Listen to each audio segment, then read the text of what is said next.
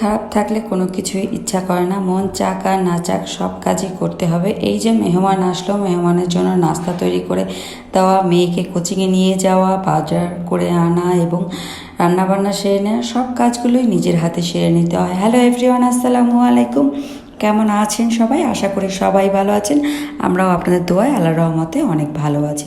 এই যে গতকাল বিকালবেলা মেহমান আসছিল, মেহমানের জন্য তৈরি করে নিয়েছিলাম মজাদার কিছু সাজ পিঠা। এই সাজ পিঠাটা আমি গ্যাসেই তৈরি করে থাকি, আর মাশাআল্লাহ পিঠাগুলো অনেক বেশি সুন্দর হয়। এই যে দেখুন, খুব অল্প সময়ে অনেকগুলো পিঠা তৈরি করে নিলাম। আর আমার বাসায় যে মেহমান আসছে সে হাতে তৈরি জিনিসগুলো খেতেই বেশি পছন্দ করে। এই তো এখানে নাস্তায় আরও এখানে কিছু ফল কেটে নিয়েছিলাম, বিস্কিট চা বানিয়ে তা নাস্তা আপ্যায়ন করে দিলাম মেহমানকে।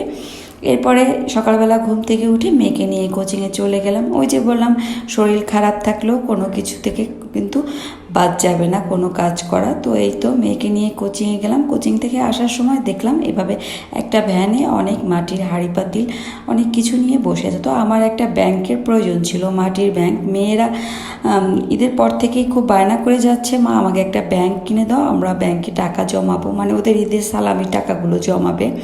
তো একটা ব্যাংক নিয়ে নিলাম। আর এরপরে কিছু গ্রোসারি শপের দরকার ছিল, সের জন্য কৃষিবিদে চলে গেলাম। কৃষিবিদে এখান থেকে আমি কিছু দুধ নেব, লিকুইড দুধটা আবার শাশুড়ি মা খেয়ে থাকেন, তো সেখান থেকে আনলে উনি আবার খুব পছন্দ করে খান।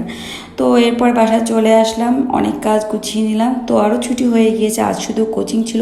প্রচণ্ড গরমের জন্য স্কুল বন্ধ দিয়ে দিয়েছিল, তাই ও তাড়াতাড়ি করেই চলে আসছে। আর ও আসার সাথে সাথে ওকে ব্যাংকটা বের করে দিলাম, ও তো দেখে ভীষণ খুশি।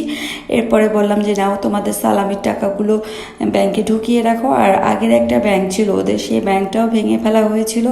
তো সে ব্যাংকের ভিতরে কিছু টাকা ছিল, সেই টাকাগুলো ওরা ব্যাংকের ভিতরে রেখে দিচ্ছিল। আর বাচ্চাদের এইভাবে শিখাতে হয় জমানো বা সঞ্চয় করা, এতে করে দেখা যায় যে বড় হলে ওদের জন্য খুবই উপকার হয়। তো ওরা সব টাকাগুলো ব্যাংকে ঢোকাচ্ছিল আর আমি বসে বসে দেখছিলাম, ভালোই লাগছিল। ওরা বলছিল যে এবারে সালামির টাকাগুলো ভাঙবো না, সব জমিয়ে রাখবো। তো ওদের কথাগুলো শুনে খুব ভালো লাগলো। এরপর রান্নার কাজে চলে গেলাম। রান্নায় এখানে প্রথমেই রান্না করে নিয়েছিলাম ডিম। আজকে ডিমটা আলু দিয়ে পাতলা ঝোল করব। বিশ্বাস করুন, গরমে রান্নাঘরে গিয়ে ঘন্টার পর ঘন্টা দাঁড়িয়ে রান্না করতে একদমই ইচ্ছা করছিল না, তাই তাড়াহুড়ো করে যেই রান্নাগুলো করা যায় সেগুলোই করে নিচ্ছিলাম।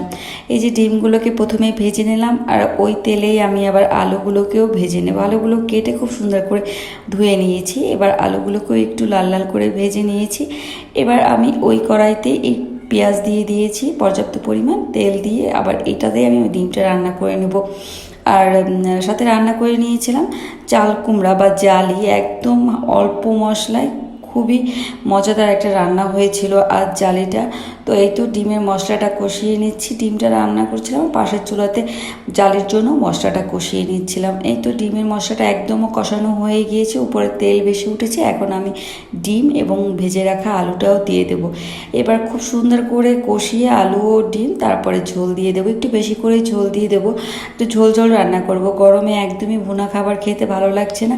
ঝোল ঝোল বা পাতলা জাতীয় খাবার বা কম মশলা খাবারগুলো খেতেই খুব ভালো লাগছে। তাই এই তো ডিম রান্না করে নিলাম আলু দিয়ে, আর জালি তরকারি রান্না করেছি, সাথে একটা শাকও ভাজি করে নিয়েছিলাম। আর শরীরটা খারাপ থেকে হয়তো বেশিক্ষণ রান্নাঘরে থাকতেও ইচ্ছা করতেছিল না। আর অনেক সময় হয় না, ইচ্ছা না থাকলেও সব কাজ করতে হয় পরিবারের মানুষগুলোর ভালোর জন্য।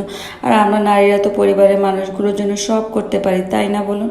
আর এই তো ঝোল দিয়ে দিলাম, একটু বেশি পরিমাণে ঝোল দিয়ে দিয়েছি। এবার ঢাকনা দিয়ে ঢেকে তারপর রান্না করে নেব। আর এই তো পাশের চুলাতে জালিটাও রান্না করে নিচ্ছিলাম। জালিটা আমি ঝোল দিয়ে ফুটিয়ে নিয়েছি। এরপর জালিটা দিয়ে দিলাম। জালিটা অনেক কচি ছিল, সিদ্ধ হতে বেশি সময় নেয়নি। আর এই গরমে এরকম হালকা খাবারগুলো খেতেই কিন্তু ভীষণ ভালো লাগে। আর আজকের জালিটা হয়েছিল অনেক বেশি মজাদার, যা খেয়ে সবাই খুবই পছন্দ করেছে।